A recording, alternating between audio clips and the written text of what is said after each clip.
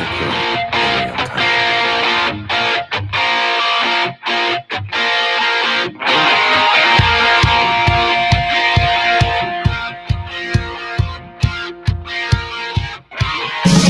Good morning, everyone. Welcome.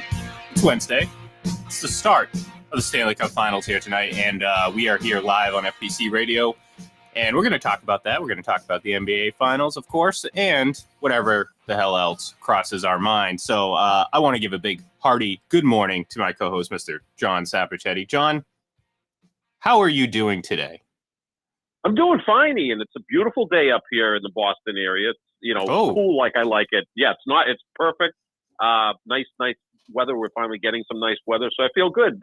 Still waiting for Game 6 of the NBA Finals because we've got this, long wait between Games 5 and 6, and then hopefully we'll have another long wait between Game 6 and 7. Yeah, no, look, I feel good.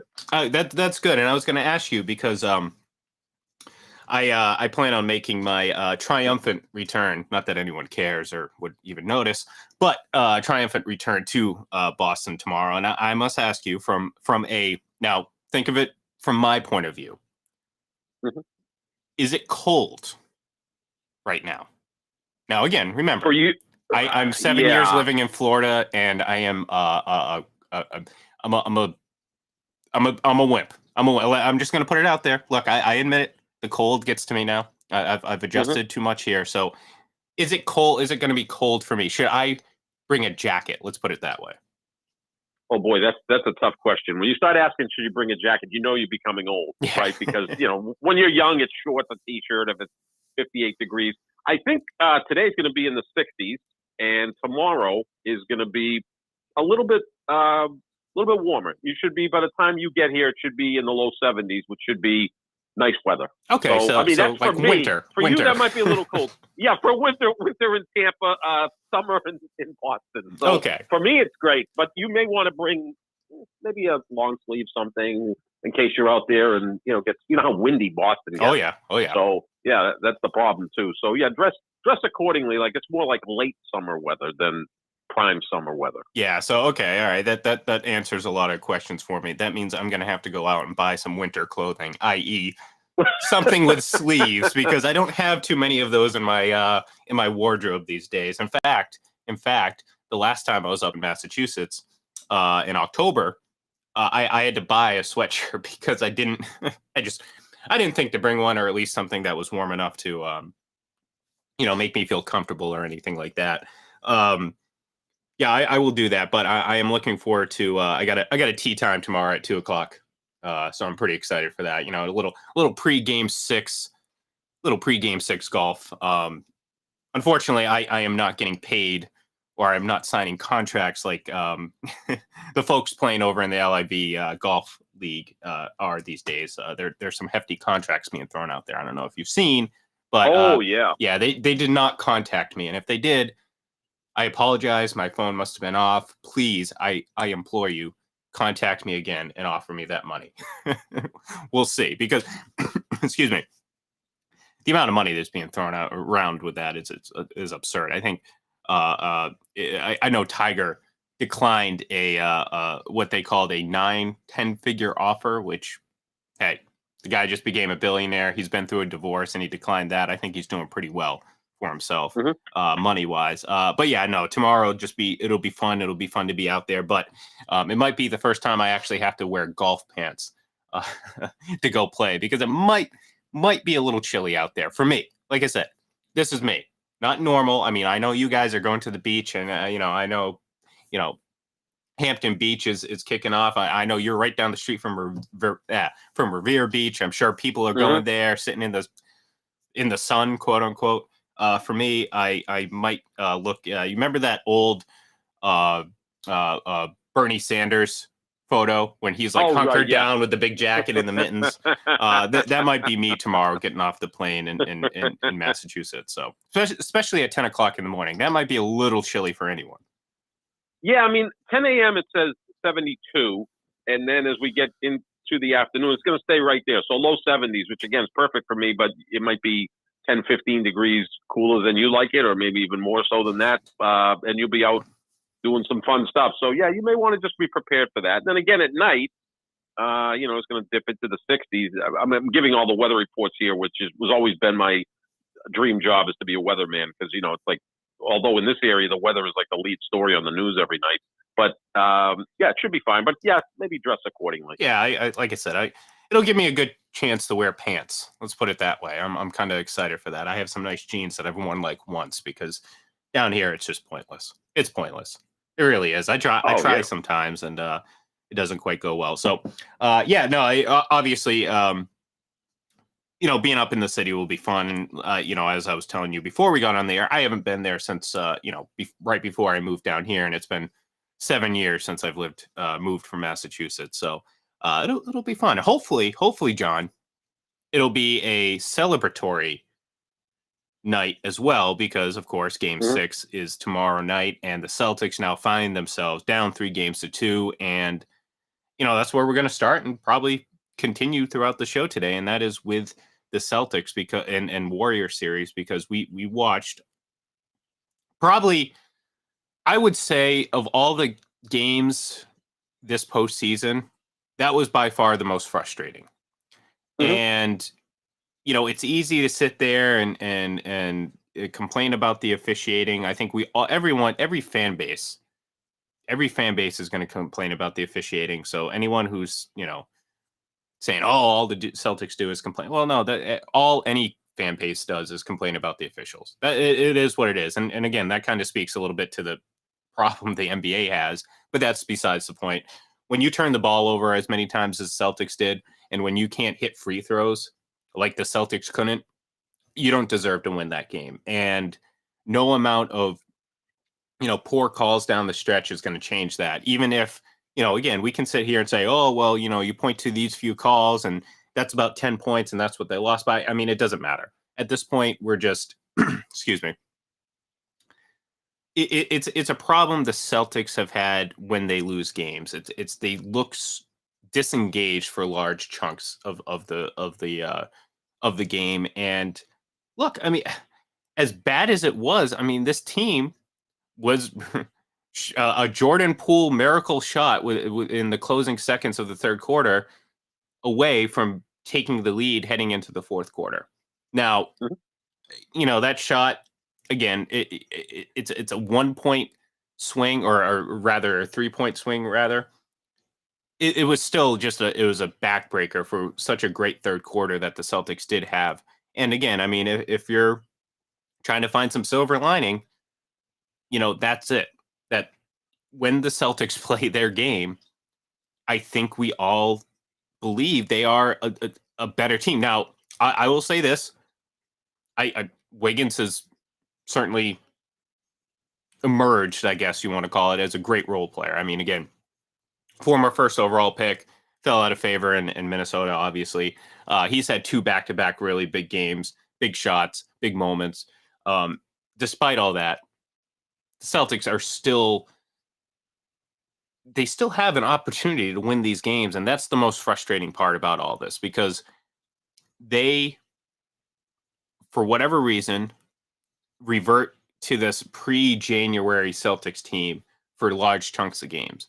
And I think that's where you sit there and you're like, how can you play so well and then have stretches where you play so poorly? At the end of the day, though, I mean, I think if you're looking at this and you want to put a positive spin on it, Milwaukee series, down 3-2, going up against the defending champion, backs against the wall, they take care of business. And look, for all, excuse me, for all the complaining about the officials, guess what? Game 6 is well in favor of Celtics. We know what's going to happen. All right, they're going to get some favorable officiating, because guess what? This series going 7 is good for the NBA.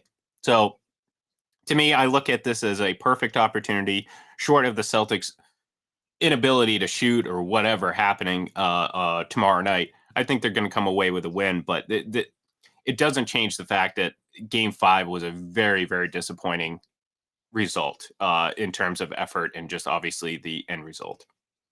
They had 2 meltdowns in the game, the beginning and the end. In between, they played okay. They fought their way back. They were down 15 in the first half. They built up a 5-point lead in the third quarter. And at that point, you're like, wow, as bad as they played in the first half, now they have a 5-point lead. Can they close this out? Steph Curry was off all night. He went 0 for 9 from 3. But then Jordan Poole hits 2 huge threes in the third. You alluded to one right at the buzzer. And then also Klay Thompson had some big threes, which Klay Thompson does this all the time. I mean, he may go 7 for 17, but it seems like his 7 makes are so important. And then Golden State got the lead and then pushed it up into double digits pretty quickly in the fourth quarter. You know, his 2 stretches will show you how poorly the Celtics have played in this series in the last 2 games. The final 5:18 of game 4, they scored 3 points in the fourth quarter. The final 5:18 of the fourth quarter scored 3 points. The first 8 minutes of the fourth quarter in game 5, they scored 5 points. That's a 13-minute stretch where they totaled 8 points. They're better than that. They have to be better than that. For the game, in game 5, 18 turnovers, 21 of 31 from the free throw line. That's 67%.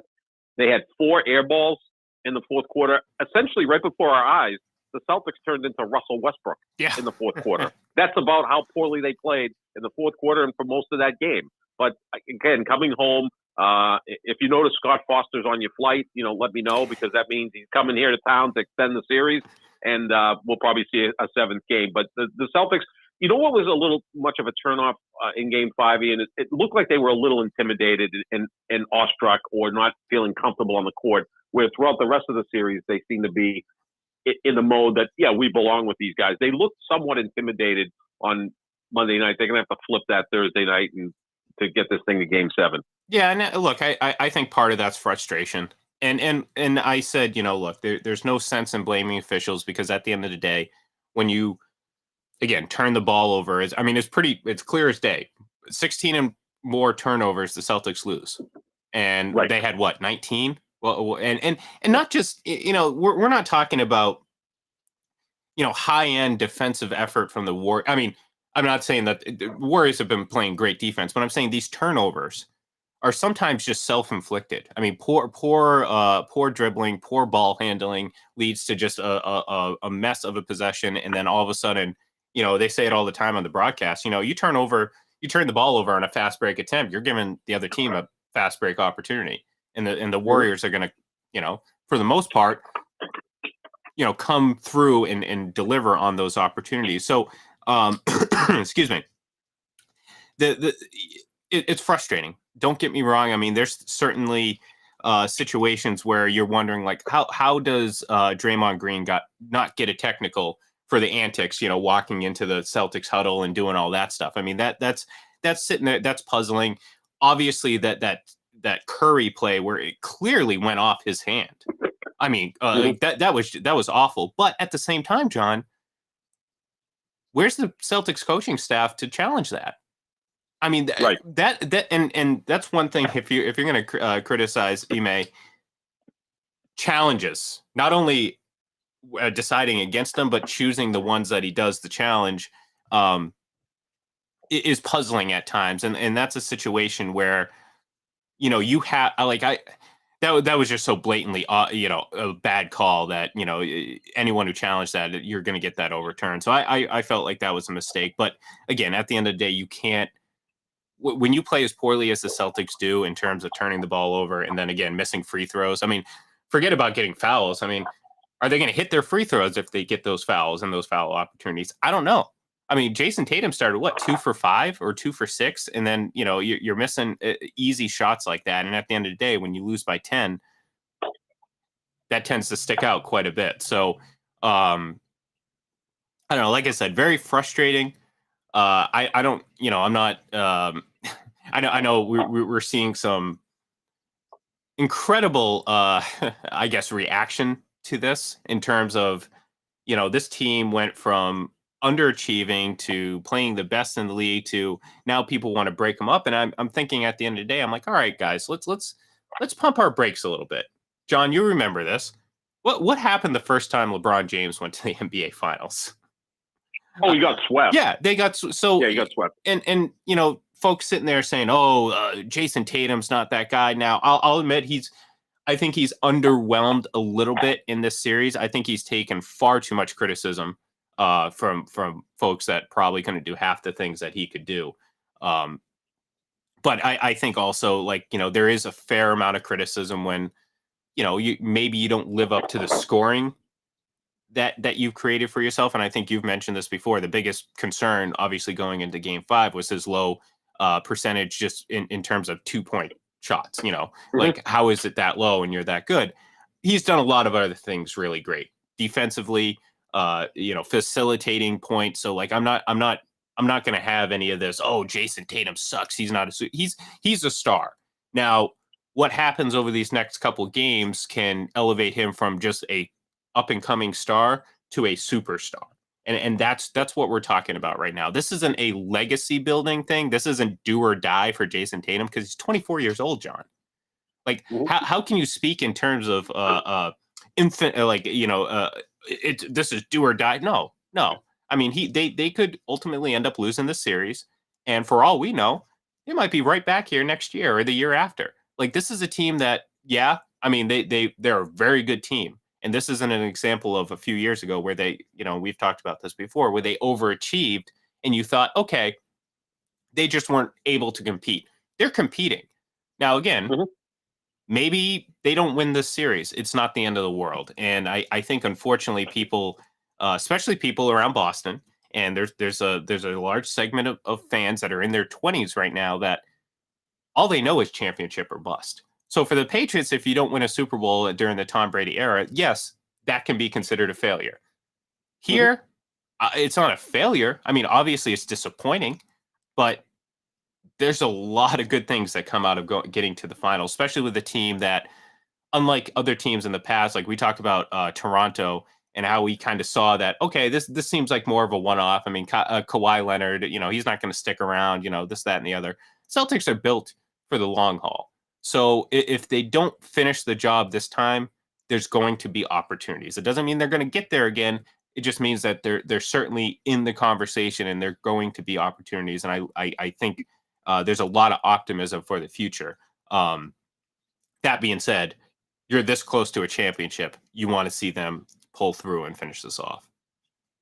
The only danger of all of this is, and I think they have built something sustainable because they only have one player that's over 28 years old, and that's Al Horford. The other 7 rotational players are 28 and younger. Your 2 best players are 24 and 25. So things are in place. The only problem is if you look back a decade ago, the Oklahoma City Thunder had prime Kevin Durant, prime Russell Westbrook, and a player in his 3rd year who would go on and win an MVP with Houston and James Harden. They got to the finals, lost in 5 games to LeBron and the Heat, and never got back there. So that's kind of what you look at, or, the Dan Marino story of 2nd year he got there, lost, and never got back. Aaron Rodgers in his 3rd year as a starter wins the Super Bowl and never got back. So that's, this opportunity is there because this is not the strongest Golden State team. This is nowhere near what Golden State was with Durant.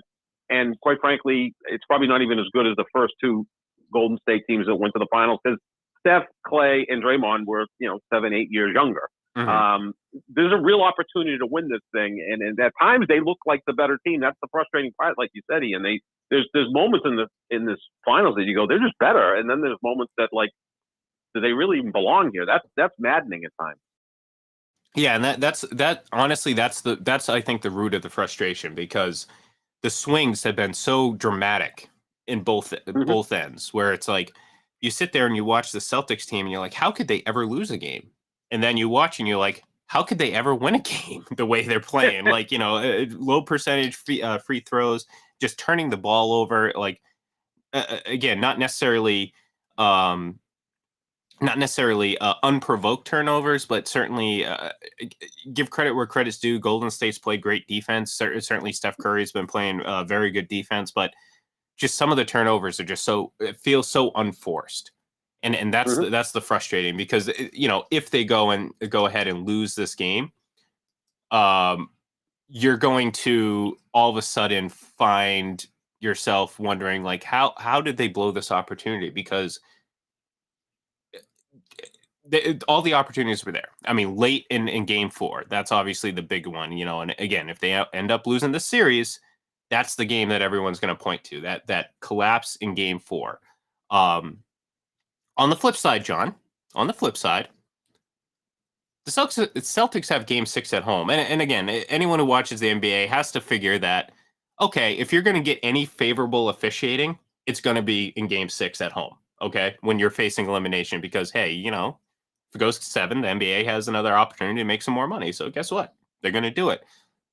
But you have to deliver. You have to take advantage of that opportunity. And then at that point, John, Game 7, I mean, roll the dice. I mean, if they go out and win tomorrow night somewhat convincingly, like they've had the previous 2 times they've won in this series, all of a sudden, Game 7, you're like, I'll take that bet.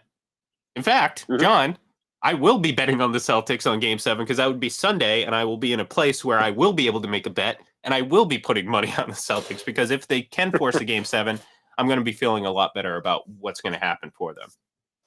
Yeah, don't stay in Massachusetts over the weekend because you can't legally gamble in Massachusetts still. I mean, we're always, late to the party, and we continue to be late to the party on that. Yeah, I think they'd have an excellent opportunity to win Game 7 because, again, Steph Curry has an off shooting night. Jason Tatum does what he did in Game 6 against Milwaukee, and you're on your way to winning that title.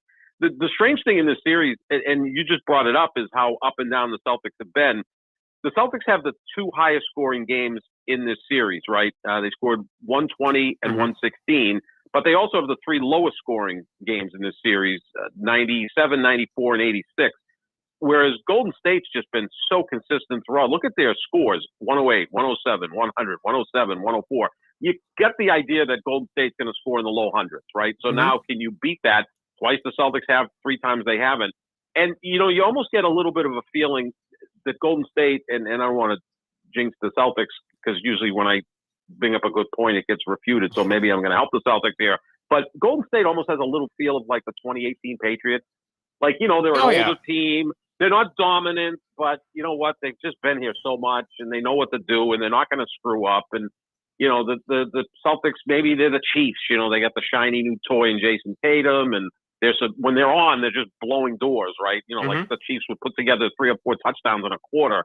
So that's the only concern I have. So it's good. The Celtics can have to fight through this, and like you said, Ian, if they can win this Game 6, then a flip of coin in Game 7, because, Golden State has lost a 7th game at home in the finals, and that was to LeBron, Kyrie Irving, and those guys back in 2016.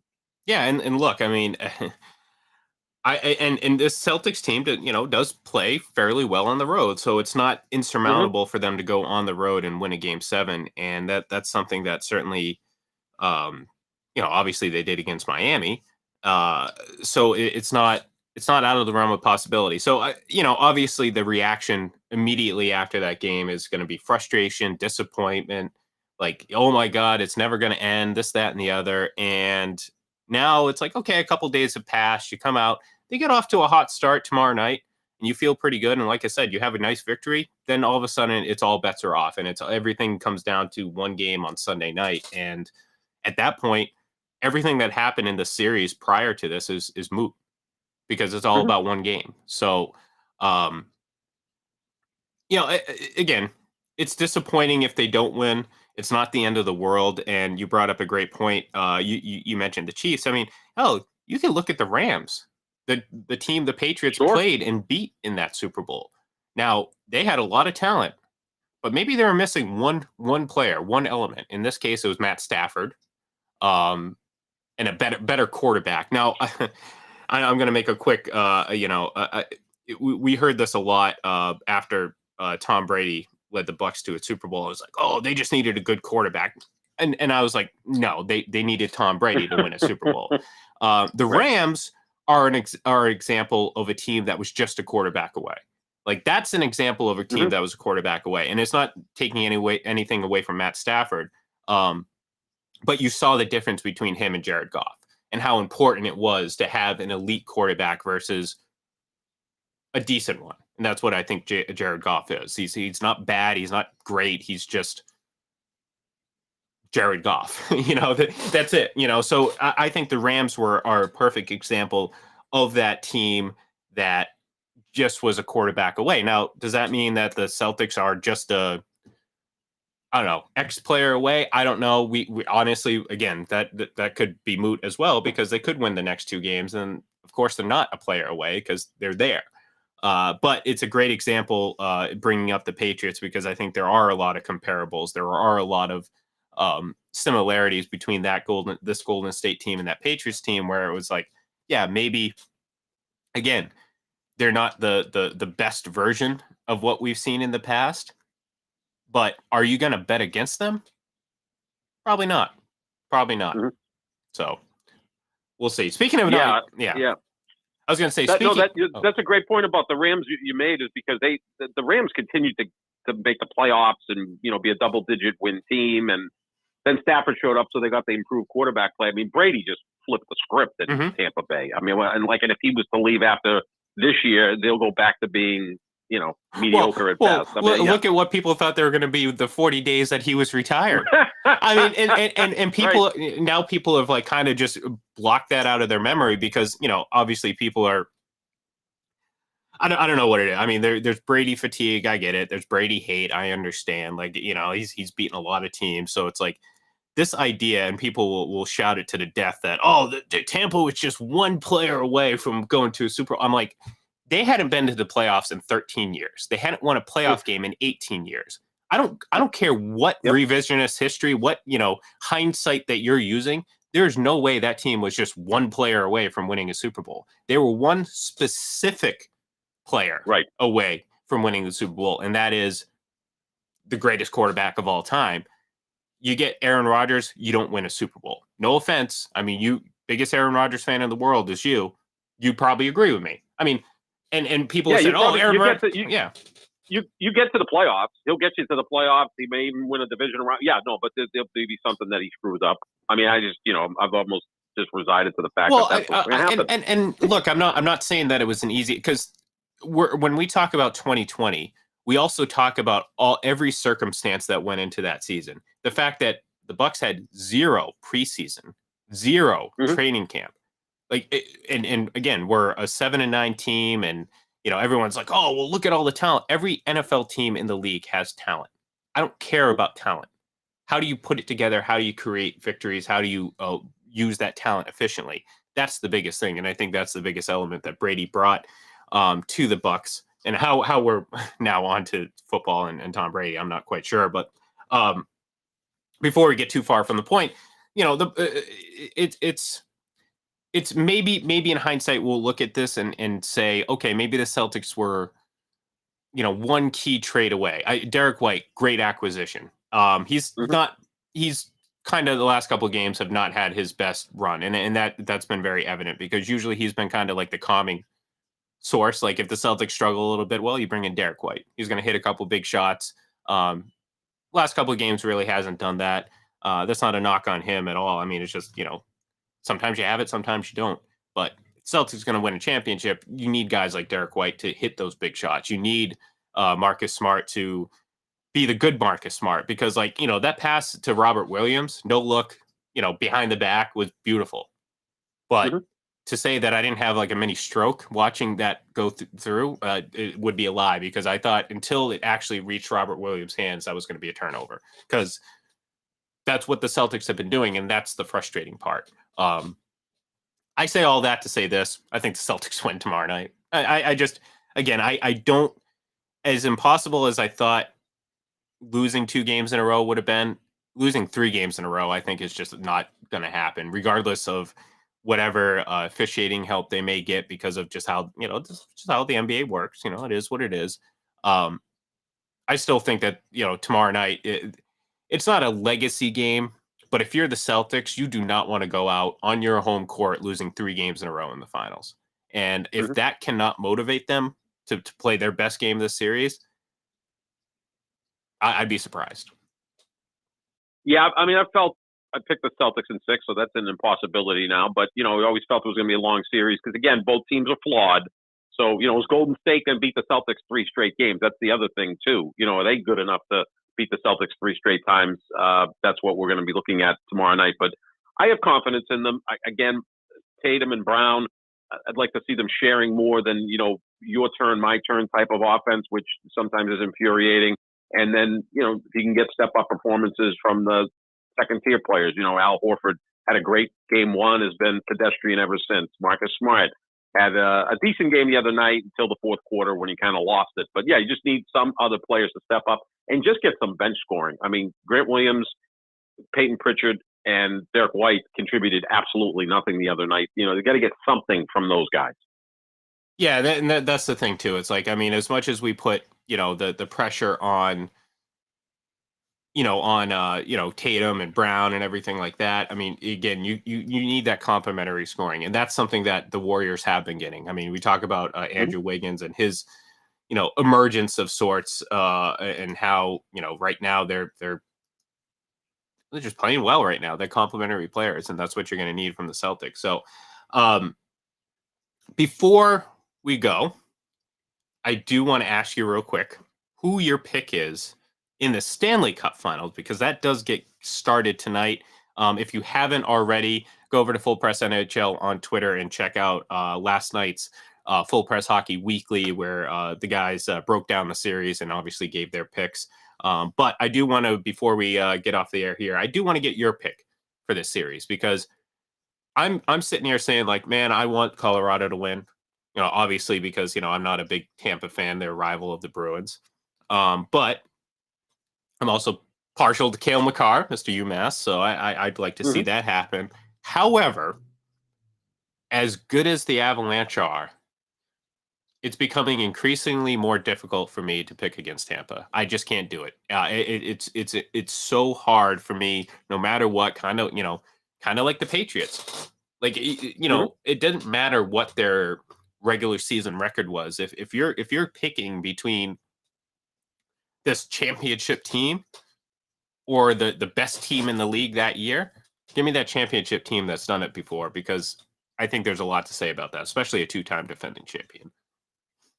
I know less about hockey than any of the four major sports, but for some reason my picks in hockey are better. Maybe because I'm not really influenced by, I don't have a LeBron James in hockey, that's for sure. I mean, the closest I had to was Mario Lemieux, and he only owns the Pittsburgh Penguins. Actually doesn't anymore. It's actually John Henry and Fenway Sports Group, so whatever. But I think I'm going to go with Tampa Bay in this series because, as we talked about the other day, and again, you're the guy I go to when we talk about hockey, and especially goaltending, it seems to me that they have a wide edge in the net, right? So I'll go with that in the Stanley Cup Final. I mean,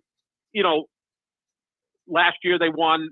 Montreal had Carey Price as one of the best goaltenders of the last 20 years, but Tampa had at least an equal last year. This year it appears like they have a pretty sizable edge in net, so I'll go with that.